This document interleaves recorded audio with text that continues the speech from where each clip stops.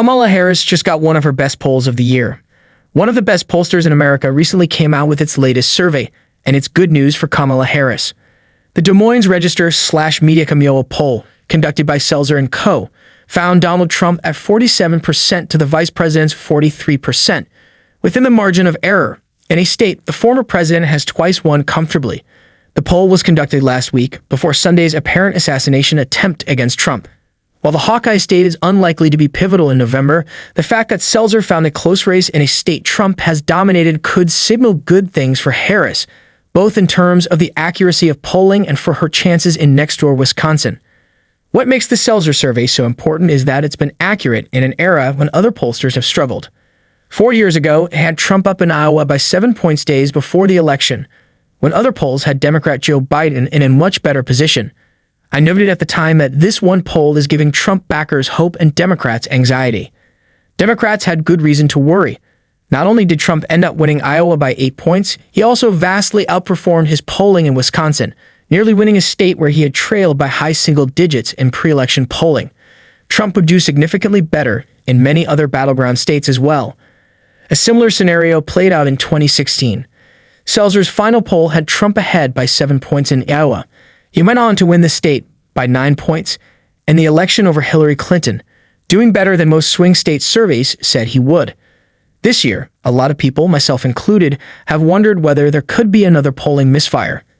Even as many pollsters have tried to change how they conduct and slash or weight their polls to prevent what happened in 2016 and 2020, they could still get it wrong. Selzer's latest Iowa poll, however, suggests that other pollsters who show a race that is way too close to call are not underestimating Trump at this point. The result also makes sense when you look at the numbers coming out of neighboring Wisconsin, which has comparable demographics. Wisconsin is one of the 7 battleground states where the polling remains tight. Harris, though, has received some of her best polling from the Badger State. The most recent poll from the reputed Marquette University Law School put Harris at 52% to Trump's 48% among likely voters. An average of recent polls from Marquette, CBS News/YouGov, and CNN/SSRs has Harris up by 4 points. A 4-point advantage is not wide and can easily be overcome by Trump, but it stands out among the other key swing states. Harris and Trump tend to be closer in the other 6 battleground states: Arizona, Georgia, Michigan, Nevada, North Carolina, and Pennsylvania. Moreover, the 4-point Harris edge is better than Biden's winning margin in Wisconsin in 2020, 0.6 points. That result fell well short of the lead he had in pre-election state polling.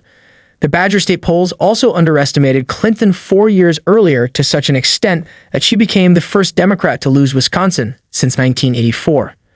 The fact that the Selzer poll is indicating a similar shift in Harris' favor in Iowa makes me think the Wisconsin polls may be onto something.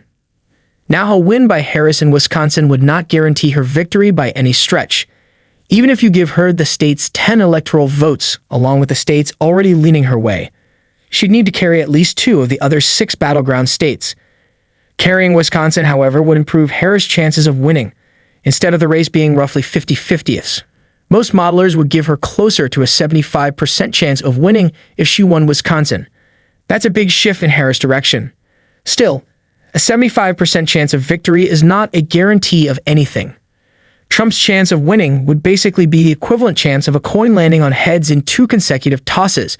This Selzer poll could also be an outlier, and much could change between now and Election Day. Selzer's September 2020 poll was a lot more favorable to Biden, showing a tie, than its final survey that year. But the current poll is a far better result than the previous Selzer survey from June, when Biden was still in the race. It had Trump up by 18 points. The bottom line, you'd much rather have this Selzer poll in your corner than not. And right now, the survey shows a better result for Harris than it did in the end for either Clinton or Biden.